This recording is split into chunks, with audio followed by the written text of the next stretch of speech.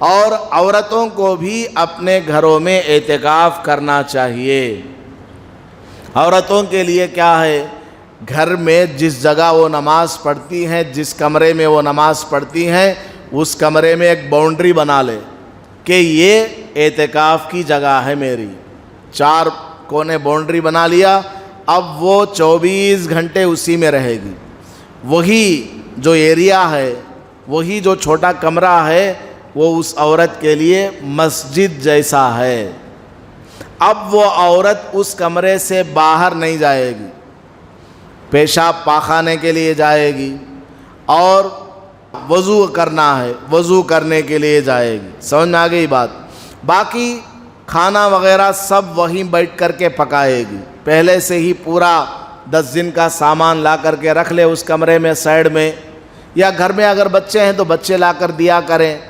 وہیں gas stove بھی ہو اسی کمرے کے اندر، جس کمرے میں اس نے اعتکاف کے لیے جگہ فکس کیا ہے، وہیں گیس اسٹوو رکھ لے، سلنڈر رکھ لے، راشن بھی رکھ لے۔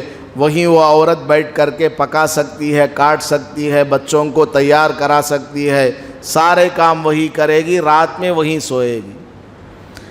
تو عورت کے لیے اعتکاف کرنا کوئی مشکل نہیں ہے، لیکن سب سے بڑی مشکل یہ ہے کہ عورتیں اعتکاف میں بیٹھتی نہیں ہیں۔ مرد تو بیٹھ جاتا ہے، حالانکہ مرد کو 1000 کام رہتے ہیں، کاروبار کرنا، بزنس کرنا، محنت کرنا، ادھر ادھر آنا جانا۔ وہ کسی طرح وقت نکال کر کے 10 دن کے اعتکاف میں آ جاتا ہے، یا کم سے کم 4-5 دن کے لیے آ ہی جاتا ہے، لیکن عورتیں گھر کے اندر اعتکاف میں بالکل نہیں بیٹھتی۔ بہت امپورٹنٹ کام ان کو، بازو گھر میں جانا، ادھر جانا، ادھر جانا، ان کی بات ان کی بات سب بیکار ہے۔ اور خاص کر کے یہ جو آخری 10 دن آنے والے ہیں، لوگوں نے اس کو شاپنگ کا دن بنا لیا۔ ان دنوں کو لوگوں نے کیا بنا لیا؟ شاپنگ کے دن ہے، حالانکہ آخری 10 دن میں، آخری 10 دن جب آتے، آپ صلی اللہ علیہ وسلم اور زیادہ عبادت میں اضافہ کر دیتے، کیونکہ اس میں شب قدر آنے والی ہے اور رمضان چلے جانے والا ہے۔ ہمارے گھر کوئی مہمان آتا ہے، اچھا مہمان، فائدہ پہنچانے والا مہمان، اور وہ جانے لگتا ہے تو ہم کیا کرتے ہیں؟ جتنا ہو سکے اس کی ہم خدمت کرنے کی کوشش کرتے ہیں۔ کوئی اللہ والے آئے، اب جانے کا وقت آ گیا، جس قدر ہو سکے ان کی ہم خدمت کرنے کی کوشش کرتے ہیں۔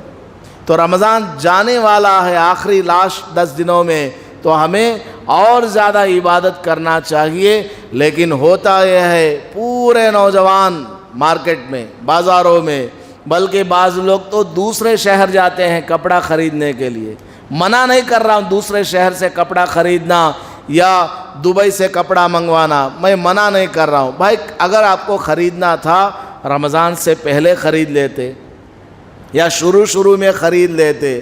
اب رمضان کے بالکل آخری 10 دنوں میں جا کر کے پورا وقت وہیں ضائع کر رہے ہیں، یا آخری دنوں میں گئے تو کچھ ہی گھنٹوں میں اپنا کام نمٹا کر کے آ جانا چاہیے۔ لیکن ہوتا کیا ہے، پورا ہفتہ آخر کا اسی میں گزر جاتا ہے، مہندی لگانے میں گزر جاتا ہے عورتوں کا۔ آج کل تو کیا ہے، اللہ حفاظت فرمائے، دیکھ کر کے پیٹ میں بڑا درد ہوتا ہے، بہت جلن ہوتی ہے۔ ہماری نوجوان لڑکیاں بازاروں میں غیر محرم کے ہاتھ میں اپنا ہاتھ رکھ کر کے مہندی ڈلوا رہی ہیں، غیر محرم کے ہاتھ میں ہاتھ رکھ کر کے چوڑیاں پہنوا رہی ہیں۔ لا حول ولا قوت الا باللہ۔ اس سے بہتر یہ ہے کہ وہ عورت جو ہے مر جائے۔ نامحرم کے ہاتھ میں اس کا ہاتھ پڑ رہا ہے، نامحرم کے ہاتھ میں ہاتھ رکھ کر کے مہندی ڈلوا رہی ہے، بلکہ بعض بے غیرت عورتیں تو ایسی ہیں پیروں میں نامحرم سے مہندی ڈلوا رہی، ڈیزائن، بازاروں میں بیٹھ کر کے۔ آپ کو ایڈریس بتانے کی ضرورت نہیں، سب آپ کو معلوم ہے۔ ہمارے شہر کی بات کر رہا ہوں۔